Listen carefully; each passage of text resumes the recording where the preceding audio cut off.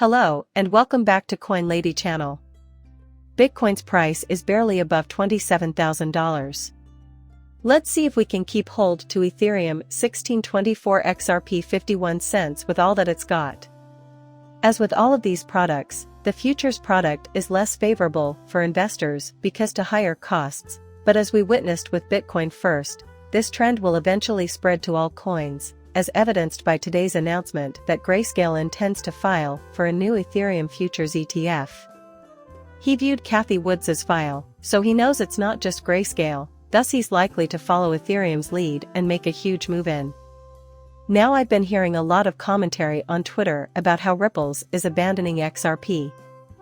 I think that discussing Liquidity Hub and some of the other businesses that are now being built out makes sense for a company that wants to go public in order to acquire diversified flows of money and build up other businesses. I don't see why not. But you have to wonder if it makes sense for them to give up on XRP when they still control about 50 billion of the cryptocurrency. Since they may do so lawfully and without fear of sanctions on the secondary market, it stands to reason that they will make efforts to grow and enhance its value there. It's common sense, after all. And I believe it's great if they're interested in various aspects of the cryptocurrency market. That way, you'll recognize the XRP usage when you see it. They aren't in that line of work because it's all they do. They are doing this because it is the most efficient method of making a payment or carrying out their intended action. Until the next development phase and bull run, we won't know what XRP is made of. I attribute much of this to the blues brought on by the market's downturn. The most recent one, of course, we got robbed at. Those events are well known to us.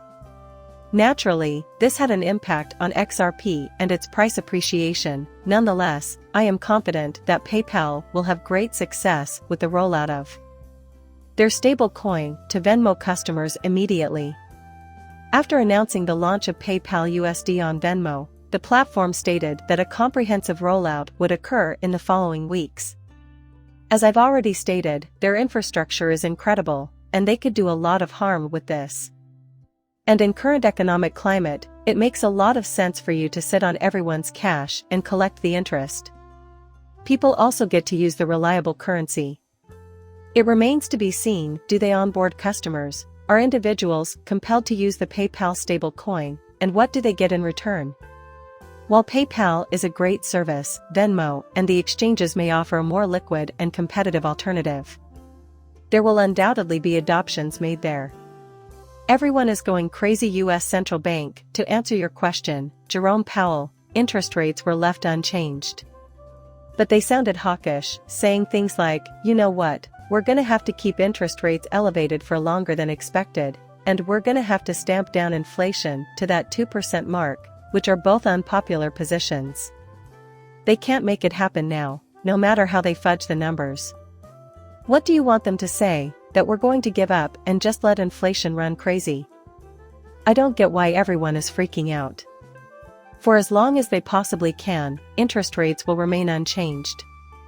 But eventually, things will snap. I don't know if it's a good thing to look forward to, but we can't maintain our current level of prosperity indefinitely. Eventually, we'll have to start paying down the enormous amount of debt that we've racked up as a country and as individuals. They are not going to raise the interest rate, even though doing so would be sound monetary policy. Unfortunately, this means I won't be able to attend the official Ripple celebration. I can't avoid it, but I wanted to let you know that many other individuals share my predicament. It would appear that Ripple's distributed more tickets for the event than were available. And the logic seems to be that since the tickets are free, people will sign up for them even if they don't plan on using them. However, they stress the importance of arriving early. That's a terrible thought, by the way. Someone who has traveled a great distance, especially from another country, and spent a lot of money on tickets yet is unable to attend is a disappointment. Therefore, you need to exercise caution. Perhaps they have more than enough tickets and are being careful. But, you should really be there early if you're attending to that event. It has been publicized that entry will be granted on a first-come, first-served basis. Even if you think you have a ticket, there's a chance you don't. I really do pray that doesn't turn out to be a catastrophe. This is something to think about. Now, in conclusion, I recently came across this essay titled "Why the Next Crypto Bull Run Would Be Unlike Anything We've Seen Before." In light of the fact that we may soon witness the largest transfer of wealth in human history, I'll explain 3 reasons why I expect the cryptocurrency market to experience a significant bull run. BlackRock and Fidelity, 2 of the biggest names in the traditional finance industry, have finally joined the bandwagon after years of discussion. It's inevitable, with exchange-traded funds and everything. We've fallen very behind. It's on the decline. The event will take place, and many new investors will be welcomed. The United States must move forward with crypto regulations immediately. Nor can India or China. And many of the traditionally extremely difficult to work with markets, those are the important ones. Anybody can go to Singapore or Japan or somewhere that has type of clear regulatory guidelines and be successful with those tough markets. They're worth, trying to wade through, unfortunately, but when they get their act together, and you're really gonna see the fireworks kick off here, if you really believe crypto is the future, that this is going to be the basis of the financial system going forward.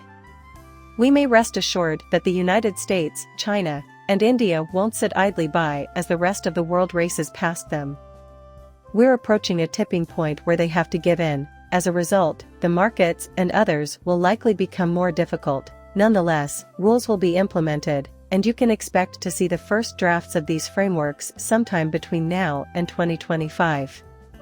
Finally, once these things occur, the influx of investment capital, regulations, that's gonna bring your entrepreneurs, you real builders, not people that just have ideas and white papers, but some of that is going to come out and build a multi-billion-dollar applications, onboarding users, real users of cryptocurrencies, and that's where we'll see this thing tick up to the next level. Those initial 2 components must fit together properly. However, individuals will no longer be making apps for iOS and Android devices. The focus will be on universally accessible crypto applications. Those potential markets are enormous, and their worth is sky high. This market is still in its infancy, so I anticipate seeing that construction, which will catapult adoptions into this space to a whole new level. When you look at Apple as a whole, it's like a play with 3 acts. Everything in the crypto space can remain unchanged indefinitely. Don't go just yet. It's going to be a wild ride right now. Leave your thoughts in the comments. Finally, as always, I'd appreciate a like and a subscription. See you in the next one, bye.